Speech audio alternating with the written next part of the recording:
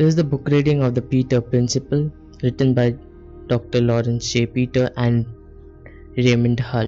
Chapter 1 of this book I had uploaded few days back. Please go and check it out. Will ping it in the pin and in the description as well. This is the chapter 2. So chapter 2 of the book, The Peter Principle. The principle in action. A study of typical hierarchy will show how the Peter Principle works within the teaching profession. Study this example and understand how hierarchology operates within every establishment. Let us begin with the rank and file classroom teacher. I grouped them for this analysis in 3 classes: competent, moderately competent, and incompetent. Distribution theory predicts. An exercise confirms that teachers will be distributed unevenly in 3 classes: the majority in the moderately competent class, minorities in the competent and incompetent class. This graph shows the distribution. The case of conformist. An incompetent teacher is ineligible for promotion. Miss Ditto, for example, had been an extremely conforming student in college.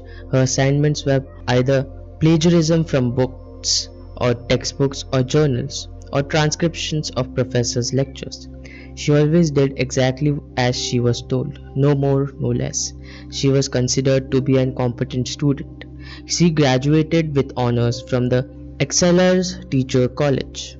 When she became a teacher, she taught exactly as she herself had been taught. She followed precisely the textbooks, the curriculum guide, and the bell schedule. Her work goes fairly well, except when no rule or precedent is available.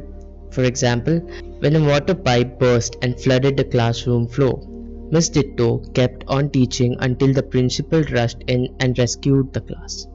"Miss Ditto," he cried, "in the name of the superintendent, there are 3 inches of water in the floor." "Why is your class still on?" she replied. "I didn't hear the emergency bell signal. I pay attention to those things, you know I do. I'm certain you didn't sound the bell." The principal invoked and provision of the school code given him emergency powers in extraordinary circumstances and led her soaping class from the building. So although she never breaks the rules or disobeys an order, she is often in trouble and will never gain promotion. She had reached her level of incompetence as a classroom teacher and will therefore remain in that position throughout the teaching career. The eligible majority. Most beginning teachers are moderately incompetent or competent. See the area from B to D on the graph, and they will be eligible for promotion. Here is one such case. A latent weakness. Mr. N. Beaker had been a competent student and became a popular science teacher. His lessons and lab periods were inspiring. His students were cooperative and kept the lab in order. Mr. Beaker was not good at paperwork, but this weakness was offset, in the judgment of his superiors, by his success as a teacher. Beaker was promoted to the head of science department, where he had now to order all science supplies and keep extensive records. His incompetence is evident. For 3 years running, he has ordered new burners but no tubing for connecting them. As the old tubing deteriorates, fewer and fewer burners are operable, although new ones accumulate on the shelves. Beaker is now not being considered for the further promotion. His ultimate position is one which he is incompetent. Higher up the hierarchy. B. Lunt had been a competent student, teacher, and department head and was promoted to assistant principal. In this post, he got on well with the teachers, students, and parents and was intellectually competent. He gained a further promotion to the rank of principal. Till now, he had never dealt directly with school board members or with the district superintendent of education. It soon appeared that he lacked the required finesse to work with these high officials. He kept the superintendent waiting while he settled a dispute between 2 children. Taking a class for a teacher who was ill, he missed a curriculum revision committee meeting called by assistant superintendent. He worked so hard at running a school that he had no energy for running community organizations.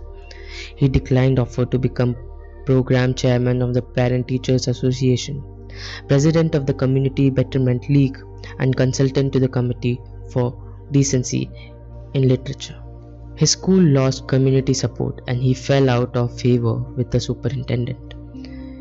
He came to be regarded by the public and by the supervisors as an incompetent principal. When the assistant superintendent's post became vacant, the school board declined to give it to Lunt.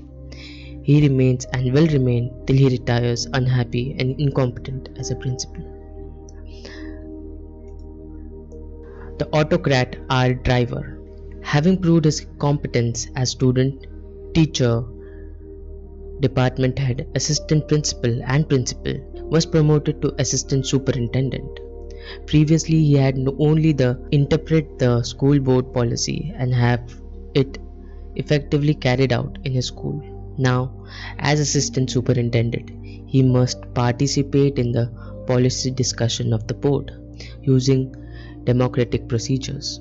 But Driver dislikes democratic procedures. He insists on his status as an expert.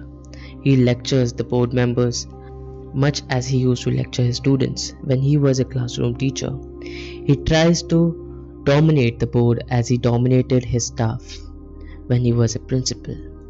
The board now considers Driver as incompetent assistant superintendent.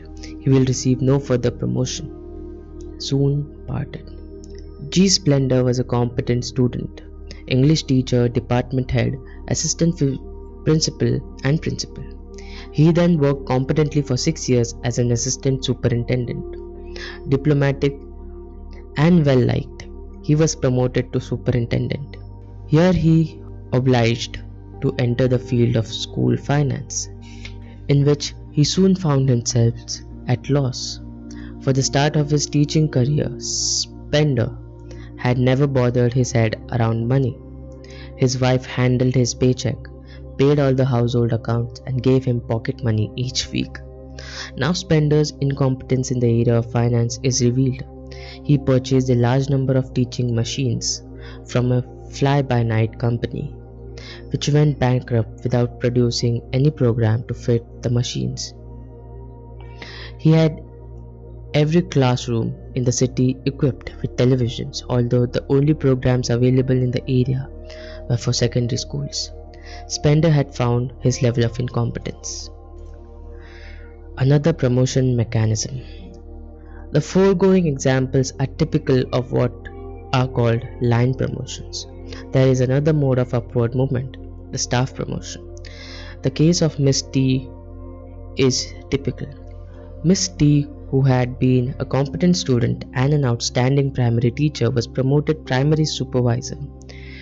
She now has to teach not children but teachers, yet she still uses the techniques which worked so well with small children. Addressing teachers singly or in groups, she speaks slowly and distinctly. She uses mostly words of 1 or 2 syllables. She explains each point several times in different ways to be sure it is understood. She always wears a bright smile. Teachers dislike what they call her false cheerfulness and her patronizing attitude. Their resentment is so sharp that instead of trying to carry out her suggestions, they spend much time devising excuses for not doing what she recommends. Miss T had proven herself incompetent in communicating with primary school teachers.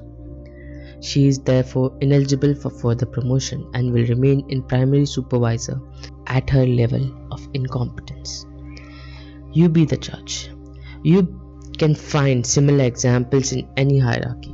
Look around you where you work and pick out the people who have reached their level of incompetence. You will see them in every hierarchy. The cream rises until it's sour.